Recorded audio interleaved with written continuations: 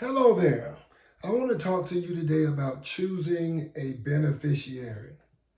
Choosing your beneficiary. I want to give you three things to think about when you're making that decision. Okay? The first thing is, you gotta like the person or at least love that person. Typically, a beneficiary can be a church. It can be a nonprofit. It could be let's say you want to give to homelessness or autism or cancer, whatever type of charity you would like to utilize, you could do that as well. So you got to like the person or like the charity, okay? And you want to see that charity or that person thrive on once you pass over into death. But three things that you must consider is number one is you have to trust the person that they're going to do the right thing with that money. What I mean by that is if, let's say, there is a couple, right, and maybe one parent may feel that they are more mature, more trustworthy, they're more independent, can get things done, right? And that particular person is the one that passes away. So when that person passes away, then that spouse may not be a person. They may like to sit around and play video games all the time and refuse to grow up and do grown up stuff, right? And so do you really want to trust that person with a large amount of money or even breaking the money down? Is this someone, are they going to mess the money up? So now we're going to get into how to handle that. So that's one thing, is that do you trust them? The second thing is, are they mature enough? Which we just went over that, right? Mature. My marker is starting to give out on me. Are they mature enough? And the third thing is, how much are they going to get? Is it going to be a lump sum? Oh. Quick bad catch. Is it going to be a lump sum or is it going to be over time in increments?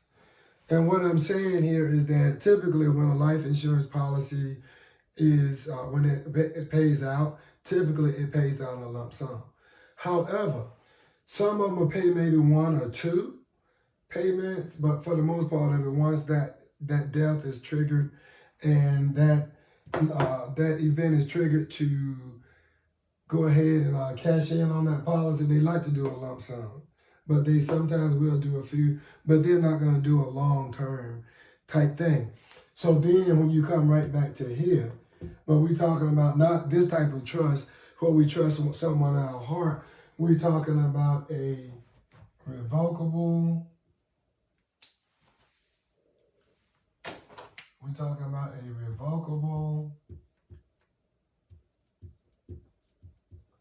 living trust. Talking about a revocable living trust. And in that case, you can schedule that money to where it can come out however you want it to come out. Let's say if you have a child that is disabled, right, and they can't handle these things mentally or even physically, then now you have to get into a power of attorney and all that stuff, which I've covered in some other videos, and I will do another video on that soon. But once you do that, the trust will kick in and take care of the rest of it. All right? So that's pretty much selecting a beneficiary in a nutshell, and then deciding how you want that money to be distributed once you pass away. So consider that. And another thing, sometimes we feel like we feel like we don't know who we should be giving the money to, our money to. Look, it's your money, it's your legacy, it's your stamp, it's your decision, and you decide, and don't let nobody decide where you're gonna leave your money to and who you're gonna leave it to once you pass away. That's completely on you, and it's a gift from your heart. If you have children, obviously, if you pass away early before they're grown, then obviously they're going to be at least a portion of that beneficiary. But whoever the power of attorney is and stuff like that, you definitely gonna think about trust and are they mature enough? If you have a child that's 18 years old, would you leave them $1 million at 18 years old? How much sense does that make? I know you want to do good by your children and you want to do the right thing, but if you don't have that trust in place, then it's the same thing as just throwing it in a furnace of fire, because that's what 18-year-olds do. The prefrontal lobe, cortex, or prefrontal lobe, I'm sorry, is not even fully developed until the child is about 25 years old. And you and I both know that there are some people who are 50 years old that are not even mature. And I might even be talking to you. But you definitely, if you know somebody, if it's yourself. So just think about that. That is a huge thing when you're selecting the beneficiary. Maturity is going to play a very big role in that. So make sure that the person is old enough and mature enough to handle these types of things.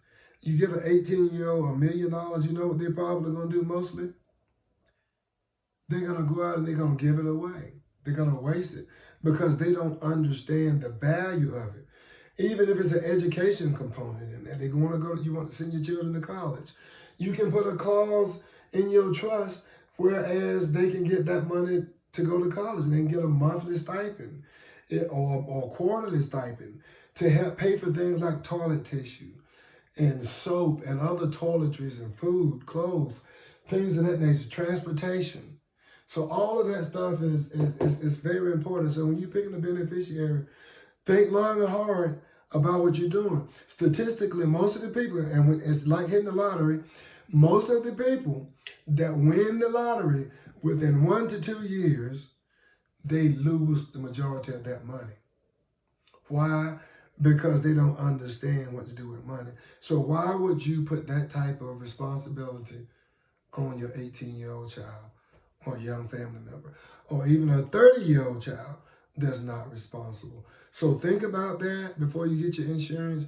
Oftentimes when I sit down with people and talk, they don't know who they want the beneficiary to be, and we have to come back and revisit that. So, and it's understandable because most of the time people don't want to talk about dying. At least they don't want to talk about their own demise, right? But it's coming. And we want you to be prepared, all right? That's what these videos are for.